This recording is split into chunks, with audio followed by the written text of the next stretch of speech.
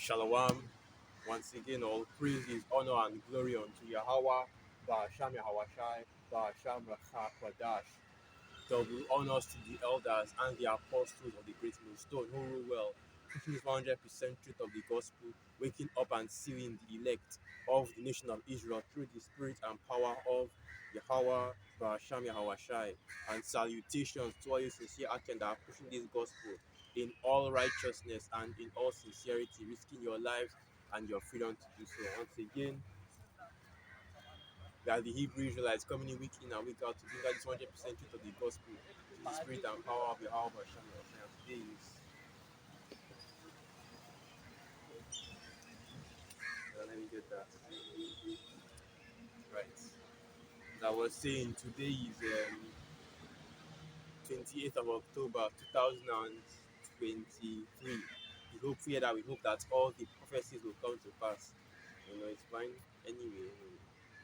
It's getting closer to the end of this year, in which that I believe this is also speaking as a man that major prophecies will have to be fulfilled, towards the ending of this year and the beginning of the next year.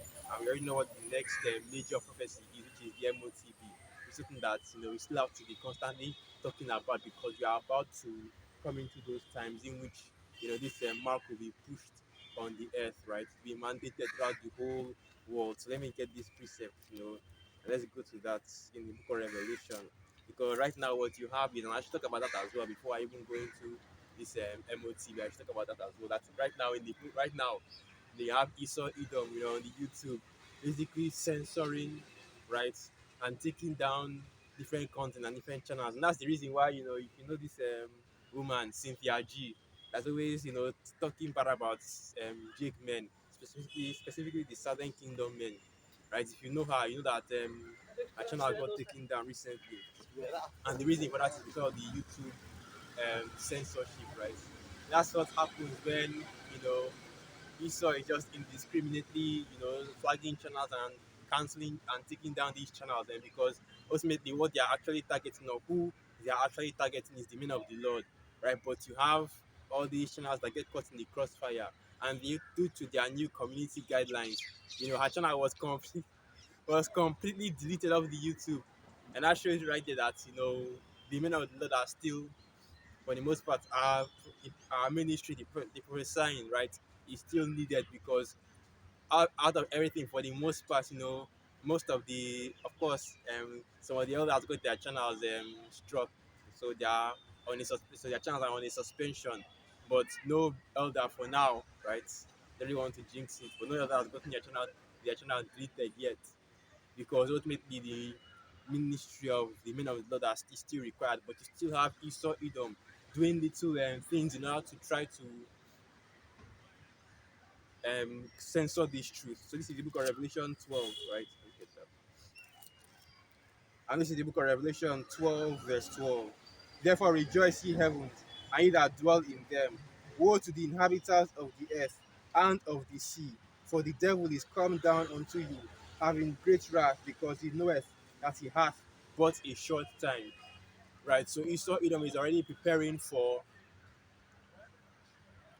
pushing his mark, right? Pushing his agenda on the earth, and ultimately that agenda will be done through the MOTB and through all the other new technology they are seeing being pushed on the earth. That's the whole digital revolution, which is what they call which is going into the fourth industrial revolution. But it's all leading to the MOTB, right? It's all leading to pushing his mark on the earth. That is the mark of the beast, the MOTB. So okay, I'm a little bit my mind is not really here right now, but let me try and focus. So okay. But basically, that's what I was saying, right? The only his focus right now is focus. So okay, let me um calm down a little bit. His focus right now is to push his mark throughout the four corners of the earth. Okay, he in order for to gain control of the earth, because ultimately, let me just go into this. Let me just go into this. Let me try to read some scriptures now to gather my thoughts. Revelation 13, verse 16, right? Maybe I should start from the top. But let me just get the main point, because this is what we are focused on right now. and this is what is coming on the earth. Okay, and you have to know what this is in order to, prevent yourself from taking it. Revelation 13 verse 16. And it causes all, both small and great, rich and poor, free and bond, to receive a mark in their right hand or in their forehead, and that no man might buy or sell save he that had the mark, or the name of the beast, or the number of his name. Right? Next, you have the MOTB, right? Or the name of the beast, or the number of his name, which is basically still going into the MOT, because the name of the beast is still on the MOT, which would be basically the corporations that creates these RFID C hips, right? And the number of his name, the shy stigma, okay, which is the barcode that is on the C hips, right? So everything is already pointing to the RFID microchip being the MOTB, being the mark of the you know what, because I can't even say the full terms, because once again YouTube is already on a witch hunt, or in this case, trying to basically they are just in a witch hunt, and they are just been taking down channels and striking channels and deleting different videos all throughout YouTube. Okay, but for now, we can still bring out this word, we can still bring out the truth, but you have to be careful and watch the words you say. And for a while, things have been censored on the YouTube, right? But the point being that this is immediate, emerging prophecy, something that is about to happen on the earth, and it could happen any moment now, and something definitely will happen by the end of this year, because that's how these prophecies work. Nobody expected um, Hamas to invade Israel, and then Israel to now wage war on Hamas. And now all the nations are scrambling, even though if you go to the media, they won't really talk about it too much. But all the nations are scrambling. They are looking for they're sending troops, sending resources, sending money, right? Sending different sending troops and resources and resources to the West Bank, right? To the Middle East, in order to face this conflict, right? Or in order to do something about this conflict, mainly in support of the small hearts, as it is written, the least of the flock shall draw them out. And just a matter of time before the Israelis get a big enough head to start challenging the more stronger nations in that Middle East region, right? Because they just been bullying Palestine and Hamas for a while. It's not a matter of time before they go and try to challenge countries like Iran, countries like Saudi Arabia, and these different Arab nations that are sharing the same land with them. And that will eventually, that will eventually happen as well. And you can clearly see how World War III is going to take place, right? Anyway, let's get back into this picture. Let's get back into um the topic at hand, which is the MOTB, right? Because that's what we are preparing for next. And not much in the way of information is going out right now about what Eastern is planning to do next. But you know that the infrastructure for the MOTB is being set up. Like recently, one of the brothers, Yashalam from the main camp, he did a video about how in Australia, and that's just how it works. In different parts of the world, in different nations, they're already preparing the way for this thing to be pushed in their countries, like the MOTB to be pushed in their to be used in their countries, which is the next step for Esau Edom's rulership, right? To establish his power on the earth. So now let me get this in the book of Revelation, the 14th chapter. Hold on.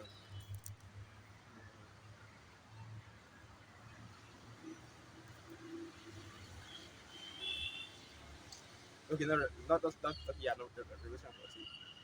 Yeah, Revelation 14. So this is the book of Revelation 14, verse 8, and it reads, "And there followed another angel, saying, Babylon is falling, that great city, because she made all nations drink of the wine of the wrath of her fornication. And the third angel followed them, saying with a loud voice, If any man worship the beast and his image, and receive his mark in his forehead or in his hand," right? Because there are some people that will say that you have to take the mark in your right hand, even though it's not the MOTB. But you can take the MOTB, whatever part of your body you want. You can take it to your hand, you can take it to your leg, you can even take it, you know, under your armpit, anywhere that you want to take it. But the scripture now is telling you that if it's either in your head or in your hands, and if you go into the, and we've already, Brad has already done this video, you know, at length, but it still needs to be done over and over again, because you know how Jake's attention span works. If it's not something that is new or trending. Jake doesn't want to hear about it. Doesn't want to go back and watch the old videos. So that's why you see brothers constantly doing, and the elders constantly repeating and redoing videos that they have already done. I know even the scriptures tell you that you have to constantly repeat the matter, right? That's why the scriptures say precept upon precept, precept upon precept, line upon line, line upon line. Repeating it twice because this is a um no, I don't have to get that precept, but basically this is a stubborn and rebellious people, right? But let's continue reading. Okay, okay, I already read what I wanted to read. Back to what I was saying, right?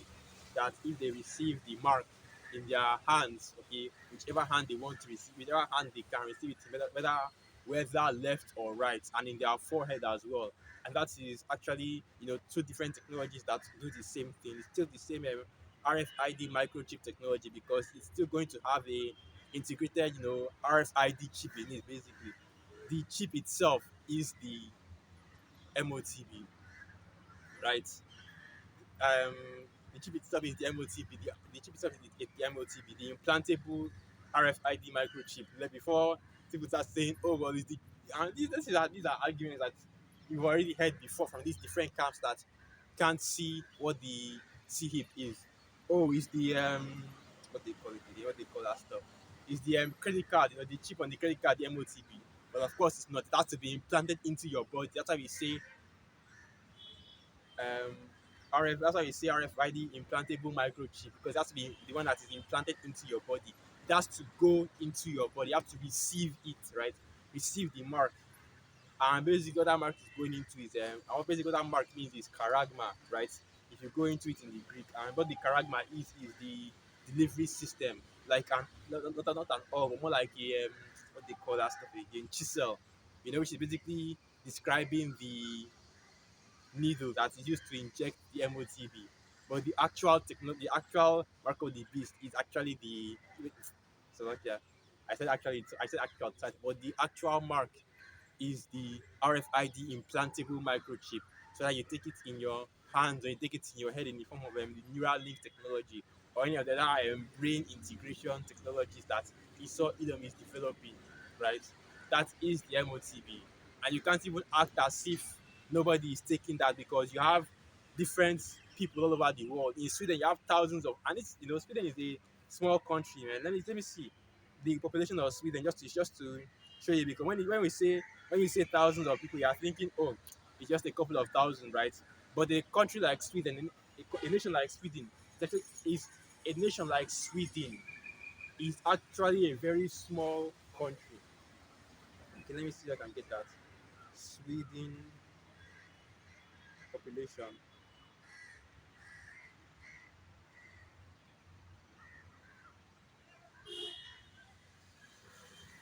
And yes, it is the current population of Sweden in 2023 is 10,612,886. So so close to 11 million people.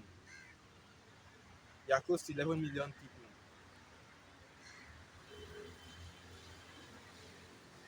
And out of those 11 million people, you have a couple of thousand that already received that MOTB and it's constantly growing. And the reason why they took the mark is, well, this is what Esau Edom is trying to push right now on the earth. And even at this moment, you still have different adverts and companies that require their staff to take this MOT before they can even work for them. Right? You have, you know, um, um, I was talking about that MOTB. Right? You have ah, I can't remember it. I can't remember what I was going to say. You have the companies that actually make the MOTB. You have them actually pushing it and giving it to people, and for you're using the excuse of convenience. Now it's easy, and I actually did a video about that. Now it's easier to open your car.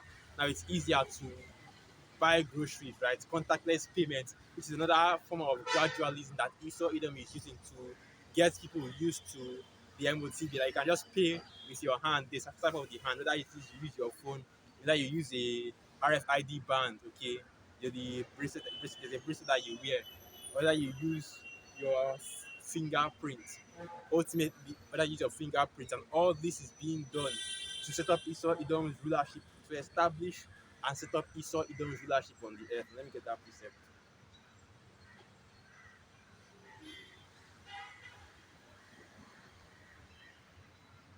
That's what I was going into. That's what I'm going into. That's what I want to go into. I'm saying all of this just to say that the reason why, these devils, and the reason why we know that Esau Edom wants to push the MOTV is because to establish and basically to establish, to cement his rulership on the earth, because by receiving that mark he become completely under the control of Esau Edom. Isn't that a quote from one of these Rothschilds that give me control of a nation?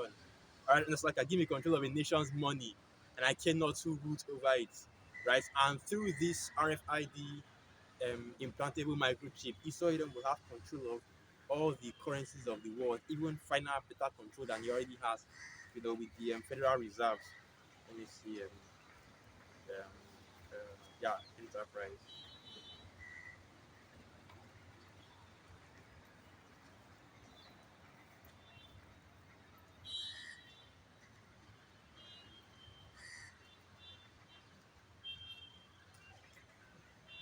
So this is the book of Job 5 verse 8. Job 5 verse 8. I will seek unto the Most High, and unto the Most High, however, Hashem Yahushua, will I commit my cause, which doeth great things and unsearchable, marvelous things without number, who giveth rain upon the earth, and sendeth water upon the field, to set up on high those that be low, that those which mourn may be exalted to safety. He disappointed the devices of the crafty, so that their hands cannot perform their enterprise. He taketh the wise in their own craftiness, and the counsel of the forward is carried headlong. They meet in darkness in the daytime, and grope in the noonday as in the night. But he saveth the poor from the sword, from their mouth, and from the hand of the mighty, so that the poor has hold on. I already went too far. But let me just finish getting that. So that the poor has hope, and iniquity stoppeth her mouth. But the main point is Job 5 verse 12. He disappointed the devices of the crafty, so that their hands cannot perform their enterprise. Okay, and this is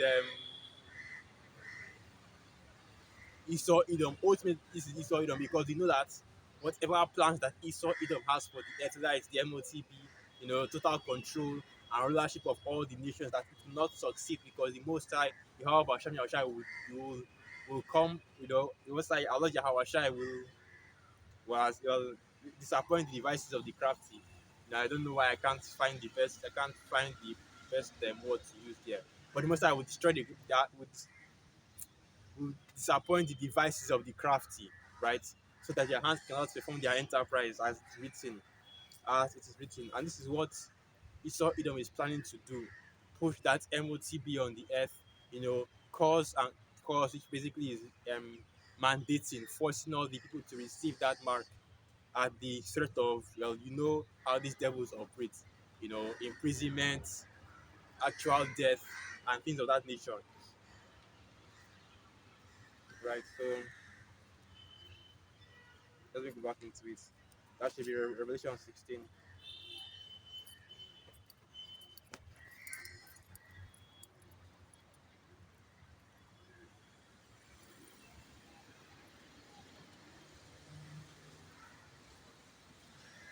When I got Tisha, I also walk past the actual camera instead of, going behind it.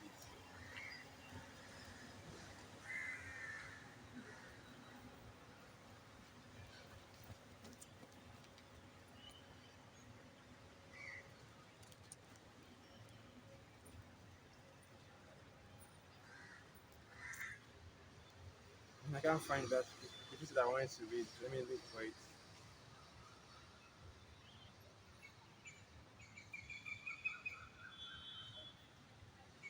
Okay.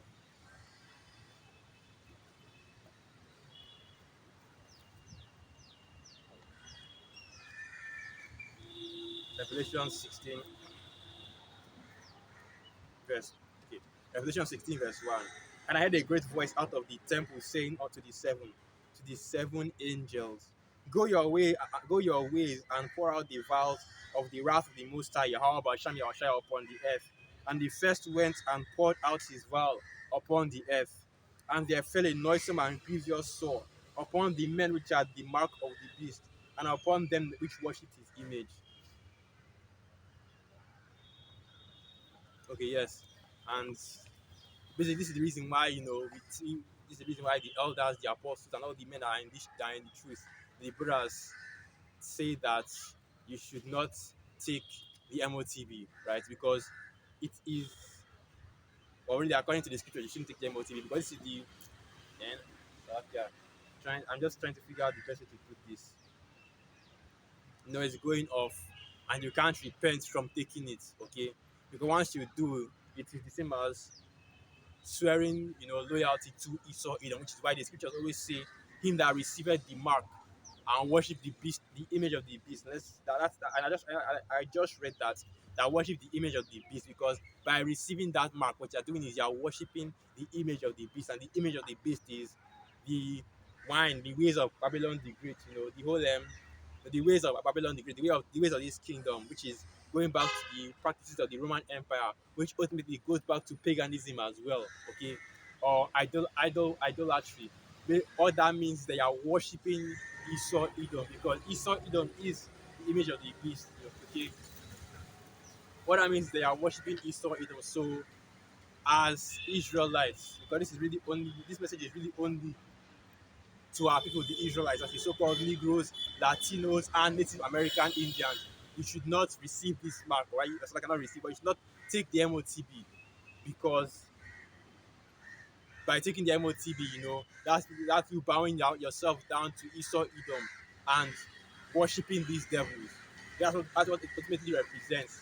And what this goes back to is, one of the laws in the scriptures. Let me get that. Going into the law of the all. If you want to be an, let's get that. Let's get that. Let me just go into it, because if I try to explain it now, I'll just be lost for words. Okay. Let me start from the top. Exodus 21, verse 1. Now these are the judgments which thou shalt set before them. If thou buy an Hebrew servant, 6 years he shall serve, and in the seventh he shall go out free for nothing. Right? So if you have a slave, right? Because this is what this is, it's slavery. And you have these know nothings, right? These buggers that want to say that, oh well, the Bible promotes slavery. When you actually look at the kind of slavery that is promoted in the scriptures, you know, it's basically the same as employment.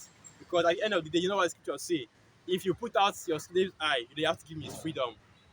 Let me go to that step. Let me go to that step. Because what Jake likes to do, and majority of the and what Jake likes to do, and the scoffers and the people that scoff against the scriptures, they'll compare the slavery that is in the scriptures to the transatlantic slave trade, which our people went through, which is against the scriptures. And even the scriptures tells you that it's against, the transatlantic slave trade, because it wasn't just, oh well, Esau Edom came and put people into slavery. No, it was first and foremost rape, robbery, and murder. Okay, kidnapping, which is against the scriptures. And I actually did a video about that. I haven't uploaded that one yet. When I have the data, I'll upload it. Same with this video. So anyway, let's go into it. That should be.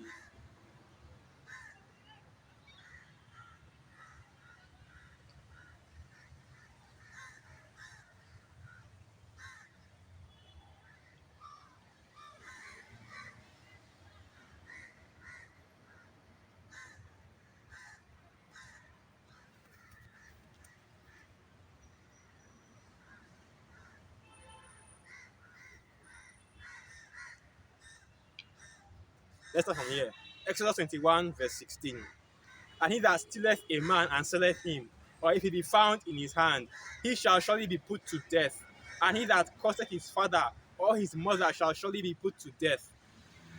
Right, so that's kidnapping. This is also important as well, right? So whether you and this is I don't really, even that as well. You have to, as the scriptures say, you have to honor your father and your mother, right?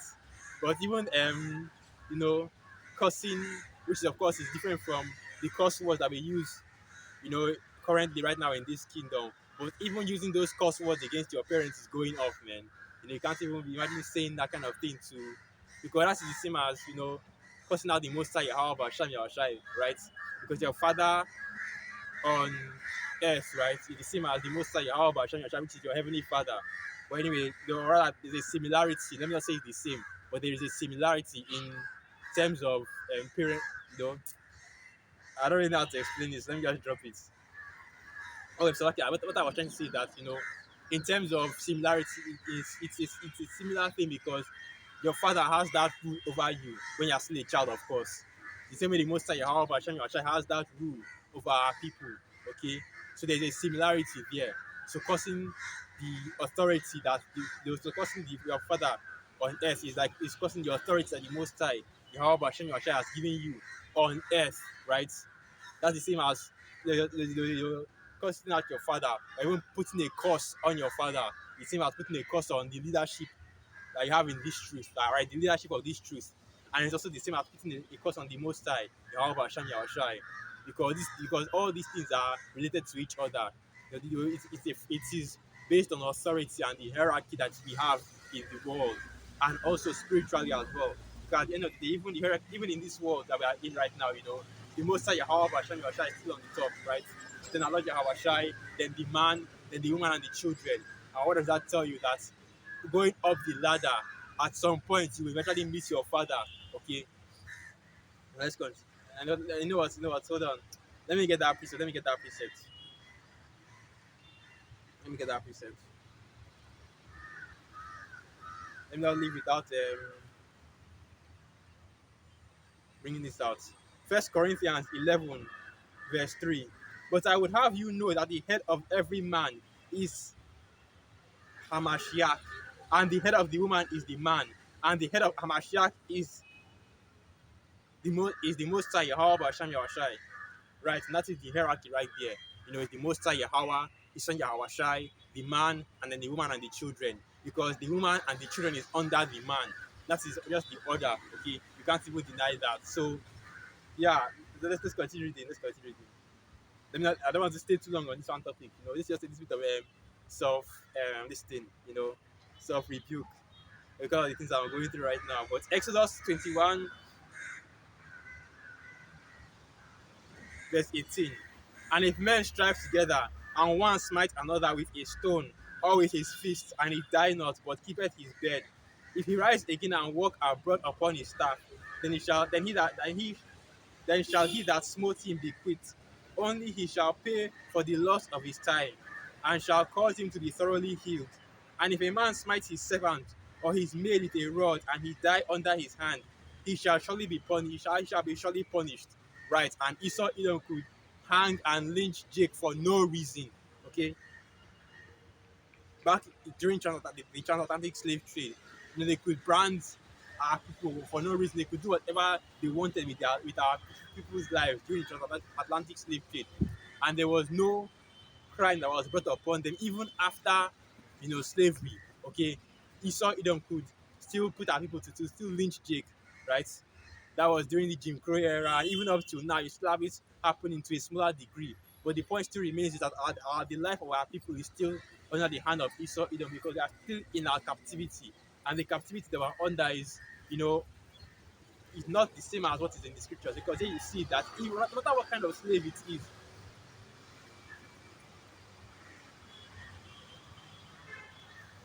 no matter what kind of slave it is, whether it's a fellow Israelite, you know, a fellow Hebrew slave, or even of the heathen, you can't just you can't just strike, you know, you can just beat somebody to death. Okay, but let's continue reading. Exodus 21 verse 21. Notwithstanding, if he continue a day or two, he shall not be punished, for he is his money. If men strive and yeah, okay, I already got what I wanted to get, Seth. But this is next. Let me jump down a little bit. Exodus 21 verse 26. And if a man smite the eye of his servant, or the eye of his maid that it perish, he shall let him go free for his eye's sake. And if he smite out of his manservant's tooth, or his maidservant's tooth, he shall let him go free for its truth's sake, once again, you are seeing it, right? The difference between the slavery that the scriptures promotes and the slavery that Esau Edom and the transatlantic slavery that Esau Edom, practiced. If you smite, if you gouge out your slave's eye, or you beat your slave to the point that he loses a tooth, you have to let him go free. That's what the scriptures say, and that's what the scriptures say. An eye for that's a different topic. But if you, if basically if you beat him to the point where he loses a body part, then you have to let him go because of how badly you beat him. And this is talking about letting him go free. And normally, if you let a slave go free, let me get that as well. There has to be a certain amount of what did I call it? What did I'm thinking for? That's where in Eastern Edom's law system you get the concept of damages, right? Where something happens to your employee, where if they get injured, right, on the job, you have to pay them damages after you let them lay them off. You have to pay them damages as well. That is where the idea of damages comes from. It comes from the scriptures. Because if you have a slave, which all a slave is somebody that is under your employment. Okay, that if you have a slave that is working under you and you beat them to the point that they lose an eye or they lose a tooth, which is one of the easier body parts to lose, because you'll be surprised how easy it is to lose an eye, man. If the right punch in the right place can gouge out your eye. You're losing an eye is easier than losing an arm, a leg or anything like that. And the same thing with losing a tooth, right? Well placed, you always see that those punches in the movies that take out one or two teeth. And if that happens, in the case of that happening, the slave has to be set free.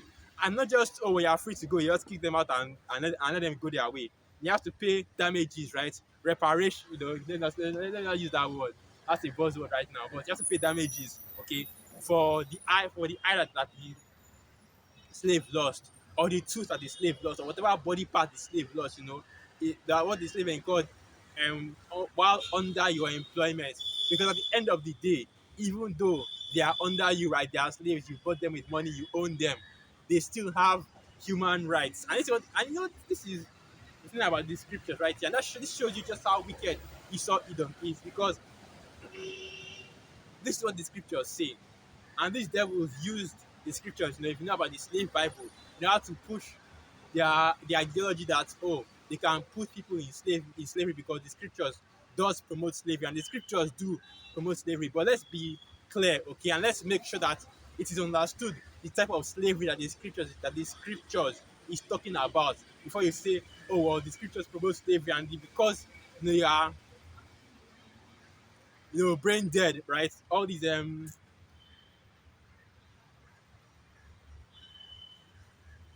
these simple Negroes out there, and I'm trying to turn on my phone, but it's not on.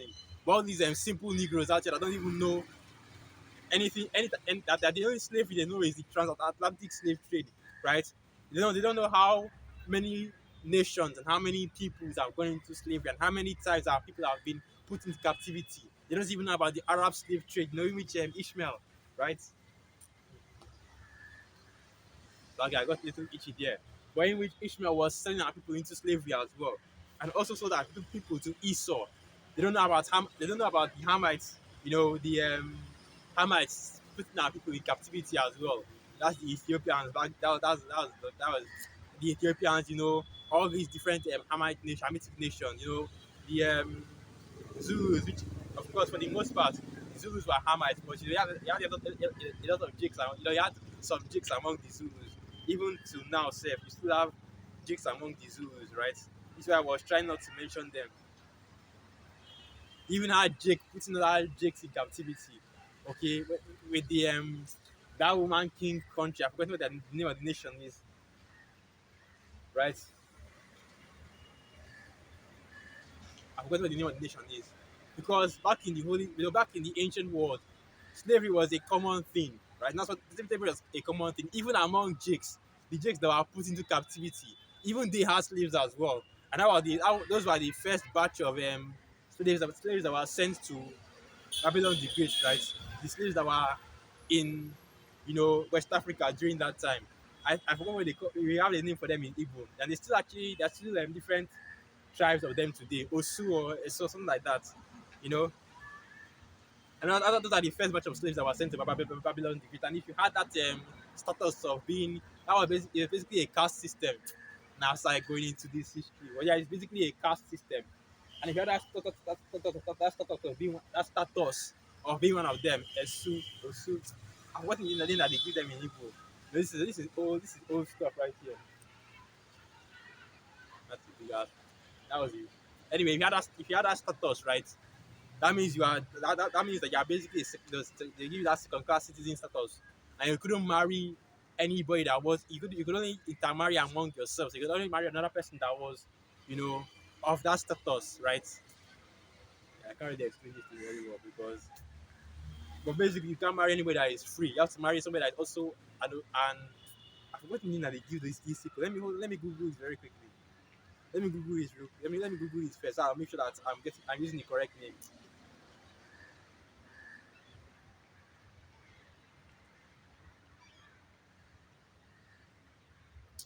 Can you give me those in Japanese?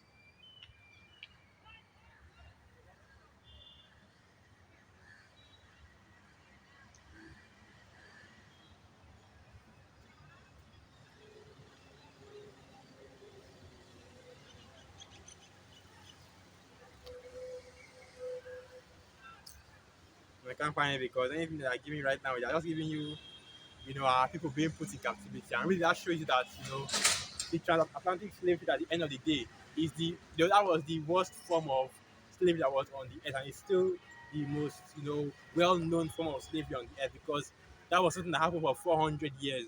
And you had Esau Edom committing war crimes, calling it slavery, right? But anyway, let's continue. Let's continue. Let's not stay on this topic too long. I forgot what the name is, but the idea of putting people in captivity and slavery is not a new thing. Okay, it's something that all the nations practiced, and it's something that was practiced to the point of having regulations around it. But he saw Edom. That is his role that he played upon the earth. That he has broken the covenants. He had changed the ordinances. Hold on, let me get that precept. That is in Isaiah 24. I don't know why anybody is surprised that you know the so-called white man practiced a even more brutal form of slavery, especially when it came to Jake. Isaiah 24 verse 5, right? The earth is defiled under the inhabitants thereof, because they have transgressed the law, changed the ordinance, broken the everlasting covenant. That's what Esau Edom did, transgressed the law. So surprise, surprise, Esau Edom did not keep the law, but rather used it to his advantage, where it said that, him that stealeth a man, or if he be found in his possession, must surely be put to death, right? These devils didn't do the whole earth a favor and put themselves to death. But the Most High Yahweh Hashem Yahshua is coming back to rectify all the damages that Esau Edom has done on the earth. So now Exodus 21 verse 1. Exodus 21 verse 1. Now these are the judgments which thou shalt set before them. If thou buy an Hebrew servant, 6 years he shall serve, and in the seventh he shall go out free for nothing. Right, so that's basically, you can only serve, if you have a Hebrew servant, right, you can only serve for 7 years. That's your brother, because that's a fellow Jake just like you. Because when it says Hebrew here, it's not talking about other Hebrew tribes, Elamites, Ishmael, even Esau, Edom. What he's talking about is Jake, other Israelite tribes, Simeon, Levi, Judah, Manasseh, things like that. Continue on. Exodus 21, verse 3. If he came in by himself, he shall go out by himself. If he were married, then his wife shall go out with him. If his master have given him a wife, and she have borne him sons or daughters, the wife and her children shall be her masters, and he shall go out by himself. And the reason for this is that if he came in single, right, he'll go out by himself. If he came in married and he put himself under that slavery, which is basically the employment under the master, then he can go with his wife and his children. But if his master, right, gave him a wife and gave him children as well, that means he gave him this woman. And look, that look, since you are a slave under me, this is another slave under me, right? Man servant, maid servant. You come together and you have children. Those children at the end of the day, and even that wife as well, belong to the man. Okay, belong to the master. And if he is set free, only that freedom only applies to him, because that freedom only applies to him because he came in, you know, he came in single, right? And he got married and had those children under his master's house and under his master's ownership. So he belongs. So those children belong to that man. Okay. Unless, of course, him and the master do little negotiating, because this is another thing as well. This is another thing as well. Because him and the master can still do a little negotiation that, look, okay, let me give you this much and you give my wife and my children to me, right? You can also have that kind of have that situation as well, have that situation as well, because it's the master that has possession over his wife and his children. So they can negotiate that, look, these are still my slaves at the end of the day. How much you want to give me in order for me to give them to you.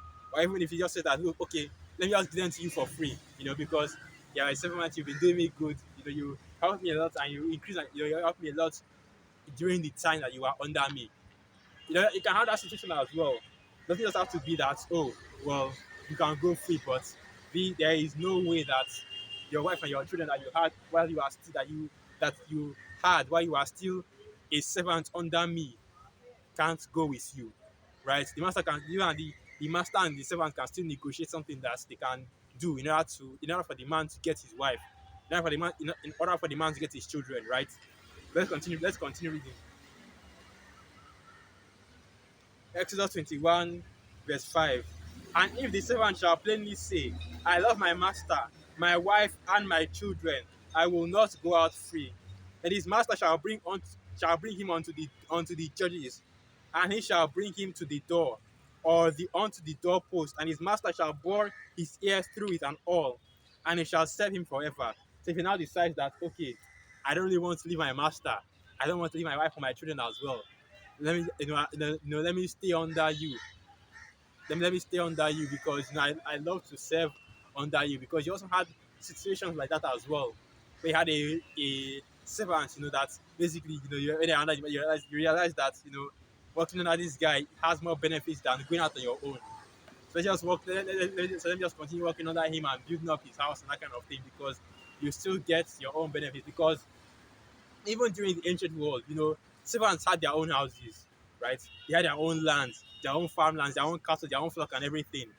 Even though they were serving under a master, they still had their own properties and things like that. Shalom, shalom.